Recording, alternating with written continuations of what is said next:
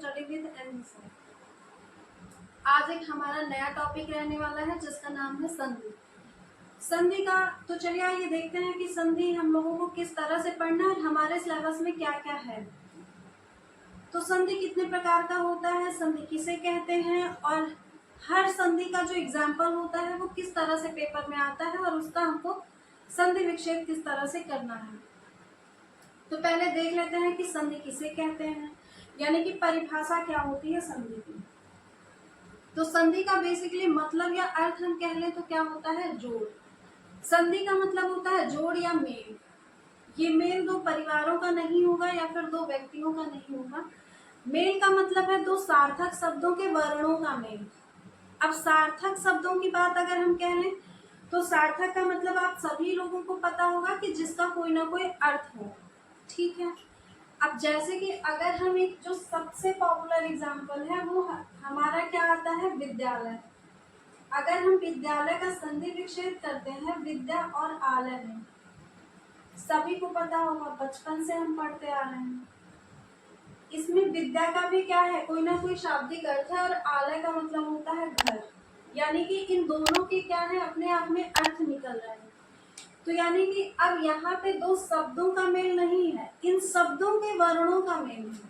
यानी इस विद्या शब्द में यहाँ पे हमारा कौन सा वर्ण मिल रहा है, आ, और इस आलय में तो सबको दिख रहा है आ। और जब ये दोनों वर्ण आपस में मिले हैं तो यहाँ पे जहाँ पे इन दोनों का मेल हुआ है वहां पे कौन सा वर्ण हमको मिला है, आ। यानी कि दो सार्थक शब्दों के वर्णों का जब मेल होता है तब वहां पे संधि हमारा होता है। दो सार्थक शब्दों का मेल संधि नहीं कहलाता है या दो वर्णों का मेल संधि नहीं कहलाता है। संधि क्या होता है, दो सार्थक शब्दों के वर्णों के मिलने से, ठीक है, संधि का निर्माण होता है। यानी कि दो सार्थक शब्दों के वर्णों का मेल ही हमारा संधि कहलाता है। तो लिखेंगे हम संधि में क्या, दो सार्थक शब्दों का सार्थक रहना तो जरूरी है। तो दो सार्थक शब्दों के वर्णों का मेल।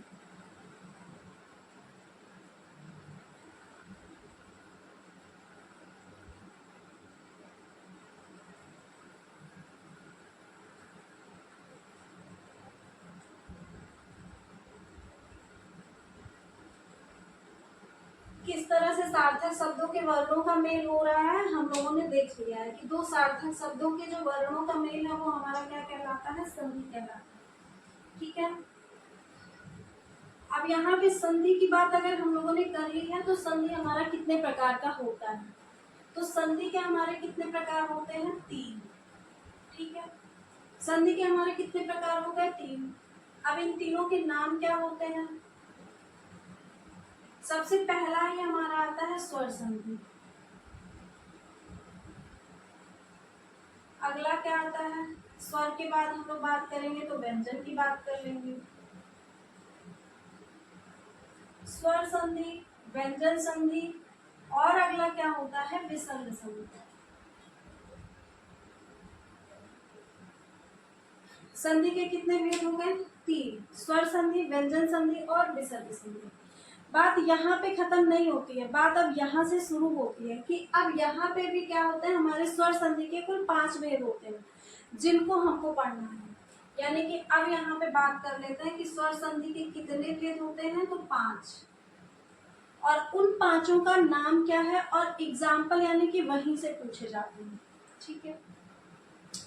तो पहला ही हमारा आ जाएगा क्या, दीर्घ स्वर संधि। स्वर संधि का जो पहला प्रकार आएगा वो दीर्घ स्वर संधि आ जाएगा।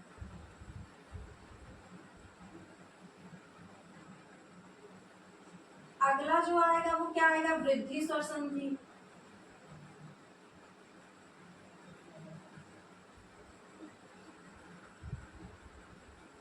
अगला क्या आएगा, वो आएगा गुण स्वर संधि।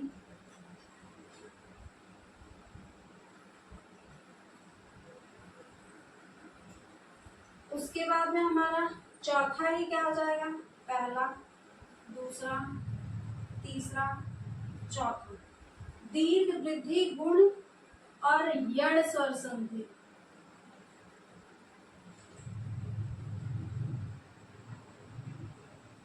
इसके बाद अगला हमारा जो पांचवा संधि आ जाएगा वो क्या आ जाएगा, अयादि स्वर संधि। ठीक है, ये थे हमारे स्वर संधि के 5 भेद। यानी कि हमने क्या देखा, संधि किसे कहते हैं, दो सार्थक शब्दों के वर्णों का मेल हमारा संधि कहलाता है। संधि कितने प्रकार के होते हैं, तो 3 प्रकार के होते हैं, स्वर, व्यंजन और विसर्ग। फिर स्वर संधि के भी कितने भेद होते हैं, 5 भेद होते हैं, दीर्घ स्वर संधि, वृद्धि स्वर संधि, गुण स्वर संधि, यण और अयाद स्वर संधि। ठीक है, अब हमको देखना हमारे जो सिलेबस में है वो व्यंजन और विसर्ग नहीं है, सिर्फ हमको स्वर संधि पढ़ना है। ठीक है, तो हम यहाँ पे बारी बारी से एक एक की चर्चा करते हैं कि क्या होता है, इनके उदाहरण किस तरह से पूछे जाते हैं, किस तरह से हमारे संधि विक्षेप करने को आते हैं पेपर में। तो हम लोग पहला हेडिंग क्या लगाएंगे अपना, पहले यहाँ पे देख लेते हैं नियम। पहला एक हेडिंग हम लगाएंगे क्या, दीर्घ स्वर संधि। ठीक है,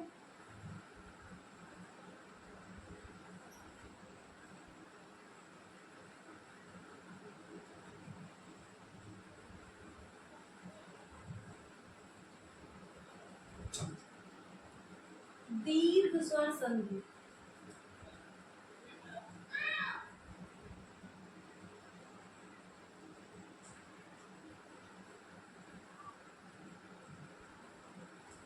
इसके नियम पे आने से पहले हम कुछ आपको और बताना चाहते हैं कि किस तरह से हम इसके नियम को याद कर सकते हैं। ठीक है, अब देखिए हिंदी वर्णमाला में स्वर कितने होते हैं, आप सबको पता है, ये तो बहुत ही इजी है कि कितने स्वर हमारे होते हैं, 11।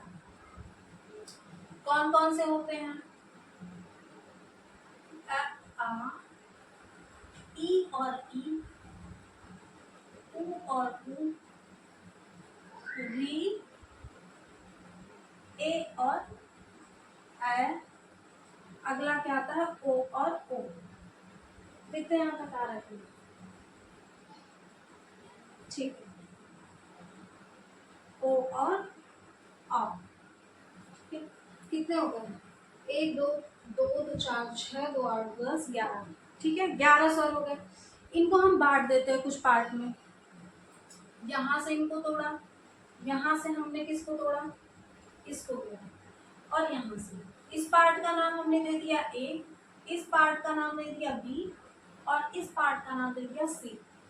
यानी कि टोटल 11 स्वरों को हमने क्या किया है, 3 पार्ट में डिवाइड कर दिया, ए बी और सी। ठीक है, अब बात करते हैं हम लोग किसकी, दीर्घ स्वर संधि की। अब किस तरह से हम लोग दीर्घ स्वर संधि की पहचान कर पाएंगे, तो दीर्घ मतलब क्या होता है, बड़ा। सबको पता है लघु मतलब छोटा और दीर्घ मतलब बड़ा। तो जब भी बात दीर्घ स्वर संधि की आएगी, तो अगर ए, ये कौन सा परिवार है, ए परिवार है, यानी कि ए परिवार में कौन कौन से रहते हैं, 2 मेंबर है, ए और आर है। बी वाले फैमिली में कौन कौन है, यहाँ पे ई और बड़ी ई, ऊ और बड़ा ऊ और री रहते हैं। समझ में आ गया इतना कि ए फैमिली में हमारे ये 2 मेंबर हैं, और बी फैमिली में ये मेंबर है, और सी फैमिली के ये मेंबर है। ठीक, अगर ए फैमिली के साथ में हमारा सिर्फ ए फैमिली ही आए, ठीक है, या बी फैमिली के साथ में बी फैमिली आए। ठीक, अगर ए फैमिली के साथ में ए फैमिली का ही कोई मेंबर आए, यानी कि ए के मेंबर के साथ ए के ही मेंबर आए, या बी फैमिली के मेंबर के साथ में बी फैमिली का मेंबर आए, तो यहाँ पे जो हमारी संधि होती है वो दीर्घ स्वर संधि होती है। और दीर्घ का मतलब क्या होता है, आ। अभी हमने कहा दीर्घ मतलब मात्रा हमारा बड़ा होना, यानी कि अगर कोई लघु है तो वो दीर्घ होके यानी कि बड़ी मात्रा बना लेगा। ठीक है, ये आ की मात्रा है। ठीक है, ये एक शॉर्टकट पहचान है। अब ये बात कर लेते हैं फैमिली की, हम कैसे कर रहे हैं। ए की फैमिली का मतलब क्या है, इसमें से कोई भी आ जाए, यानी कि हम पहले ले लेते हैं ए को, ए की फैमिली का, ए की फैमिली की बात कर लेते हैं। फिर उसके बाद में कहा है इसके बाद ए की फैमिली का ही कोई मेंबर आए, यानी या तो ए आए या तो आ आए, तो हम पहले लिख लेते हैं ए को। ठीक, अब या तो इसके और भी कंडीशन हो सकते हैं ना, यानी कि इस फैमिली में कितने मेंबर हैं, 2 हैं। अगर हमने यहाँ पे ए की फैमिली में पहले इसको लिया था तो दूसरी बार इसको लेके देखते हैं, यानी अगर हमने इसको दूसरी बार लिया तो अब इसको भी हम क्या कर सकते हैं, इसको ले सकते हैं।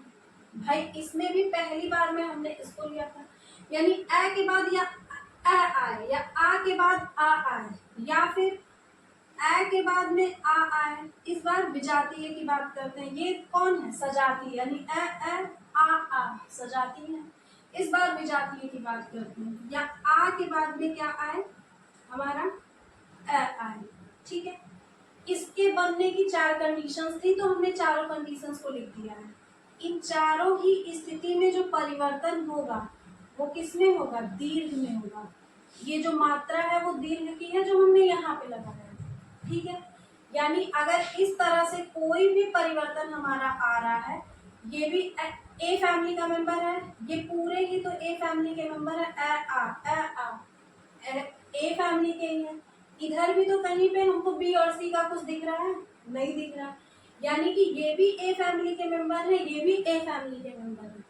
इन दोनों को अगर हमने एक साथ लिया है तो दीर्घ बना है, यानी कि यहाँ पे जो स्वर संधि होगी वो कौन सी होगी? दीर्घ स्वर संधि होगी।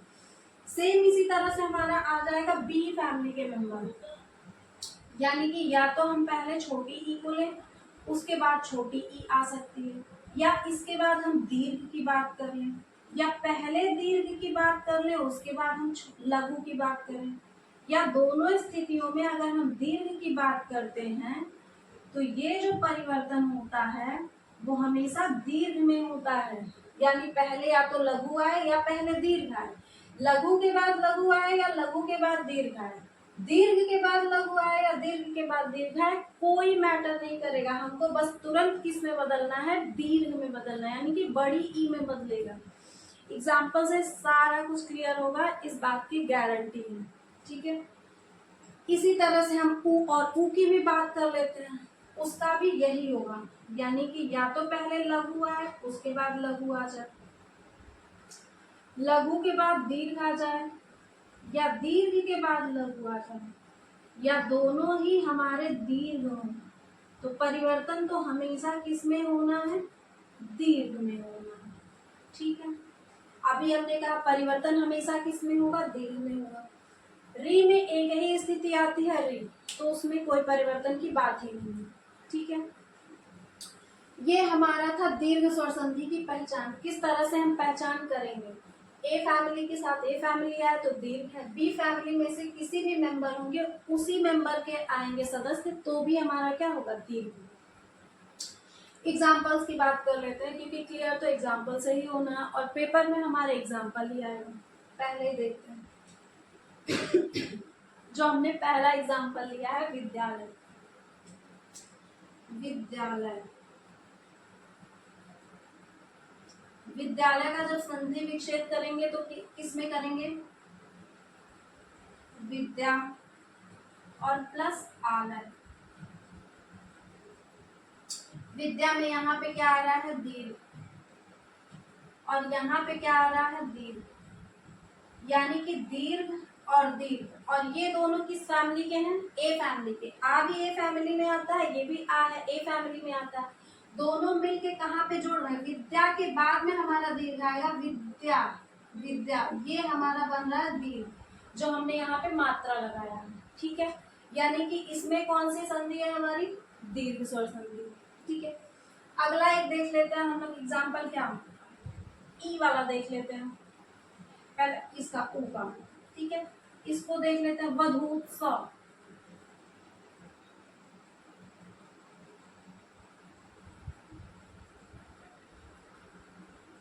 वधूत्सव को कैसे तोड़ेंगे? पहले इनको दो सार्थक शब्दों में तोड़ेंगे। ठीक है, हमको दीर्घ कहाँ दिख रहा है? यहाँ पे। ठीक है, इसका मतलब यहीं से टूटना है। तो वध, वधु, अब वधु जो होता है, वर और वधु, उसको हम लोग क्या करते हैं? ये वधु नहीं होता है। ठीक है, वधु हम कैसे लिखते हैं? इसी तरह से तो लिखते हैं। वर और वधु में वधु किस तरह? वधु की वर्तनी हमारी क्या होती है? ये होती है। तो वधु और प्लस किसमें इसको तोड़ेंगे? उत्सव। अब यहाँ पे हमारे क्या दिख रहा है? दीर्घ ऊ है, और यहाँ पे ऊ में कौन सा? लघु है। अब देखते हैं, ये दोनों बी फैमिली में ही तो हमारे हैं, ये भी है बी फैमिली का, ये भी है बी फैमिली का, और दोनों एक साथ आके हमारे कौन सा बना रहे हैं? दीर्घ ऊ बना रहे हैं। अगर दोनों दीर्घ ऊ बना रहे हैं तो यहाँ पे कौन सी स्वर संधि होगी? दीर्घ स्वर संधि होगी। इसी तरह से हो सकता है भानुदय। अब इसको क्या कर सकते हैं, भानु प्लस उदय। अब इस बार यहाँ पे दीर्घ हमको दिख रहा है, इसका मतलब तोड़ना यहीं से है। भानु हमारा इस तरह से लिखा नहीं जाता है, भानु में हमारा ये सूर्य का पर्यायवाची है और इसकी वर्तनी क्या होती है, ये होती है, और प्लस हमारा क्या है, उदय। अब उदय की वर्तनी हम सबको पता है, बड़ा उ नहीं होता है। यहाँ पे हमारे कौन सा उ दिखा, लघु। यहाँ पे हमारे कौन सा दिख रहा है, लघु। लघु और लघु जहाँ पे मिला था, लेकिन बना क्या था, दीर्घ। यहाँ पे लघु और लघु मिलेगा, लेकिन बनेगा क्या, दीर्घ। यानी यहाँ पे भी कौन सी स्वर संधि है हमारी, दीर्घ स्वर संधि। पेपर में हमारे क्या पूछा जाता है, सबसे ज्यादा बार पूछा गया रविंद्र। रविंद्र पे हमारे जो दीर्घ की मात्रा दिख रही है वो कहाँ पे, यहीं पे। इसका मतलब यहीं से हमारा दो पार्ट में टूटेगा। किस तरह से तोड़ेंगे, अब रवि कुछ होता नहीं है, रवि होता है, मतलब ये भी पर्यायवाची है, और प्लस इंद्र। इंद्र में कभी भी बड़ा ई नहीं होता है, ठीक है। यहाँ पे व पे हमारे कौन सी मात्रा दिख रही है, लघु, और यहाँ पे तो लघु दिख रहा है। अब लघु और लघु मिल के हमारा क्या होता है, दीर्घ। यहाँ पे भी लघु और लघु जब मिला है तो यहाँ पे मात्रा हमारी कौन सी बनी है, दीर्घ। यानी यहाँ पे भी कौन सी स्वर संधि है, दीर्घ स्वर संधि है, ठीक है। सबसे ज्यादा पेपर में हमारे कौन सा पूछा गया, रविंद्र पूछा गया है। एक कौन सा, वधूत्सव भी पेपर में 3-4 बार पूछा गया है। उसके बाद में और कुछ एग्जांपल्स देखते हैं।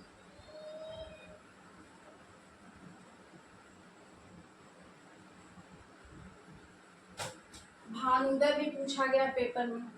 अगला देख लेते हैं हिमालय। जिस तरह से विद्यालय को तोड़े हैं उसी तरह से हिमालय को भी तोड़ेंगे, ठीक है। ये सब लोग आप सब लोग खुद से करेंगे। हिमालय हो गया, परमार्थ, हिमालय, परमार्थ। जिस तरह रविंद्र हुआ उसी तरह कवींद्र का भी तोड़ेंगे हम लोग। पुस्तकालय को भी तोड़ सकते हैं। जिस तरह विद्यालय की हम लोग बात किए उसी तरह से क्या हो जाएगा, पुस्तकालय, पुस्तक धन आलय, ठीक है। रविंद्र, कवींद्र, पुस्तकालय, हिमालय, परमार्थ, ठीक है। ये सारे हमारे जो एग्जाम्पल्स हैं वो सब किसके हैं, स्वर संधि के। स्वर संधि में भी कौन से, दीर्घ स्वर संधि, ठीक है।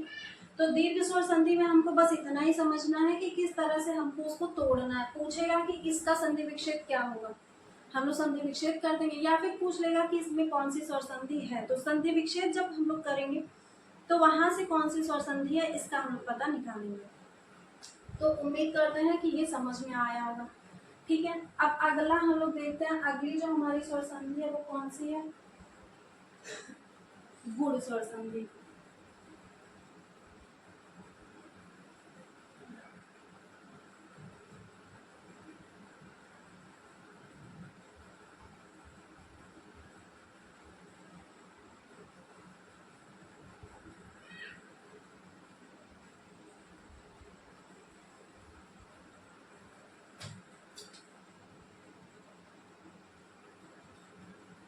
गुण स्वर संधि।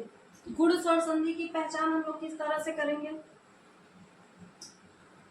देखिए इस बार हमने क्या किया है, समान फैमिलीज को ले लिया, ए को ले लिया, बी को ले लिया। लेकिन इस बार देखिए अगर हम गुण की बात करते हैं तो ए के बाद अगर बी फैमिली का कोई मेंबर आ जाए, ये क्वालिटी की ही तो बात है कि वो अपने दूसरे परिवार के साथ में भी घुल मिल जा रहा है, जो सबके बस की बात नहीं होती है, सबके साथ में घुलना मिलना। तो ए का मेंबर बी के साथ में भी कंफर्टेबल है और बी का मेंबर ए के साथ भी कंफर्टेबल है।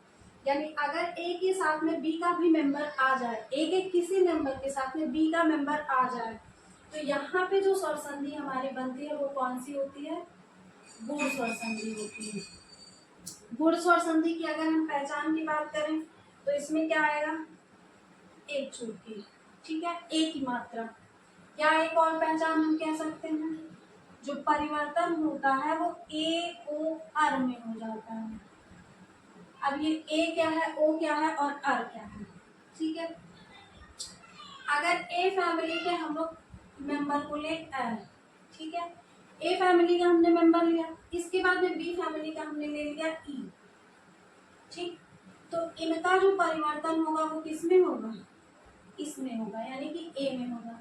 अब यहाँ पे ये भी आ सकता है, ए के बाद में दीर्घ ई आ सकती है, यानी कि इस फैमिली का ये वाला मेंबर। अब इसके साथ में इसकी दोनों कंडीशंस हो गए। अब इसके साथ देखते हैं, यानी आ के साथ में हमारा क्या आ सकता है, एक बार छोटी ई आ सकती है, या तो एक बार आ सकती है हमारी दीर्घ। इन सभी कंडीशन में जो हमारा परिवर्तन होगा वो किस में होगा, ए में। ठीक है, परिवर्तन किस में होगा, ए में। ये बात, ये सारे जो मेंबर्स हमारे दिख रहे हैं वो किसके दिख रहे हैं, ए फैमिली के। और ये मेंबर हमारे किस फैमिली के हैं, बी फैमिली के हैं। यानी ए के बाद बी फैमिली का मेंबर आया है, और वो भी अगर पहला मेंबर आया है तो ए में बदलेगा, इसी तरह से दूसरा मेंबर आएगा तो वो ओ में बदलेगा, और अगर तीसरा मेंबर आता है तो वो अर में बदलता है, वो उच्चारण में हमारे दिखाई देता है। अब बात कर लेते हैं अगले नियम की। अगर यहाँ ई की जगह एक बार छोटा, बड़ा, एक बार से फिर छोटा, और एक बार से फिर बड़ा अगर आता है तो ये परिवर्तन किसमें हो जाएगा, अभी हमने कहा ओ में हो जाएगा। ठीक है, या तो फिर ए या आ के बाद में दोनों को एक साथ लिख देते हैं, क्या आ जाए, री आ जाए, तो परिवर्तन किस में होता है, अर में होता है। ठीक है, ये हमारे थे नियम, हमारे कौन कौन से। इसको अगर हम छोटे फॉर्म में लिखें तो हम किस तरह लिख सकते हैं, जिस तरह इसको हमने लिखा, ए या आ के बाद में हमारा क्या आ जाए, पहले बी फैमिली का ये आ जाए, ई या ई में से कोई भी आ सकता है, ये क्या है, या, तो हमारा जो परिवर्तन है वो किस में हो जाएगा, ए में हो जाएगा। अगला क्या कहेंगे, ए या आ के बाद क्या आ सकता है, बी फैमिली का या तो ऊ आ जाए या फिर दी ऊ आ जाए, तो जो परिवर्तन होगा वो किस में हो जाएगा, ओ में हो जाएगा। ये भी ए फैमिली है, ए फैमिली, ए फैमिली, ये B family, B family, B family, यानी ए के बाद अगर बी फैमिली का मेंबर आता है तो वहां पे गुण स्वर संधि होता है। इसकी पहचान क्या होती है, ए ओ आर। अगर एग्जाम्पल की बात कर रहे हैं हम गुण की, तो देवेश सबसे पहला एग्जाम्पल जो कि पेपर में पूछा गया है सबसे ज्यादा बार, तो देवेश,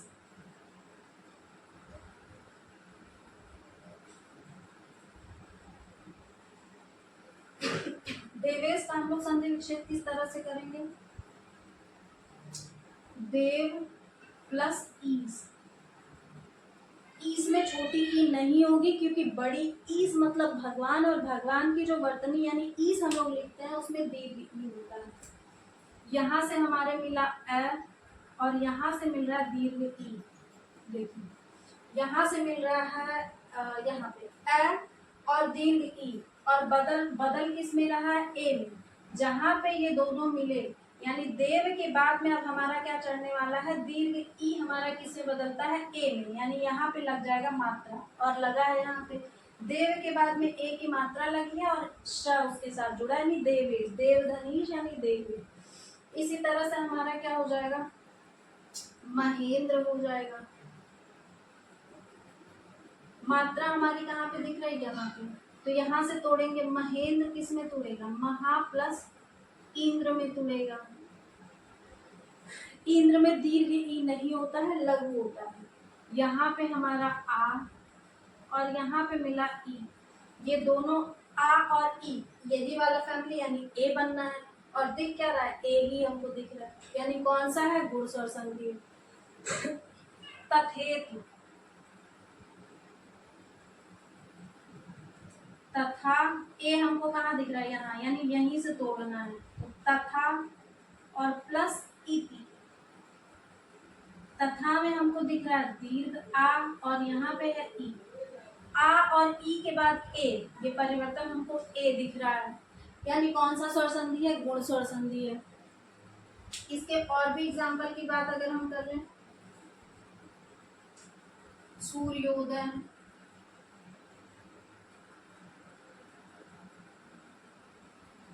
यहाँ पे हमको कहाँ दिख रहा है, यहाँ, इसको किस तरह तोड़ेंगे, सूर्य प्लस उदय। ठीक है, यहाँ पे भी अ और उ मिलके हमारा क्या बना रहा है, ओ। यहाँ पे ओ बन रहा है सूर्योदय, इसलिए कौन सा स्वर संधि होगा, गुण स्वर संधि होगा। इसी तरह से हो सकता है नरेंद्र, जिस तरह अभी हमने बताया महेंद्र, उसी तरह से हो जाएगा नरेंद्र, जो कि आप लोगों को खुद करना है। जिस तरह से हमने बताया है देवेश, उसी तरह से हो सकता है महेश। ठीक है, देवेश, महेश। ठीक, और अर की अगर हम बात कर रहे हैं तो अर का भी एक एग्जांपल बता देते हैं। ये उ वाला हो गया, ये ई वाला है, और अर वाला एग्जाम्पल सप्तर्षि। इसके उच्चारण में क्या आ रहा है, सप्तर्षि। अर आ रहा है सप्तर्षि, अर आ रहा है, तो यहाँ पे हम आंख बंद करके क्या लगा देंगे, गुण स्वर संधि में सप्तधन ऋषि।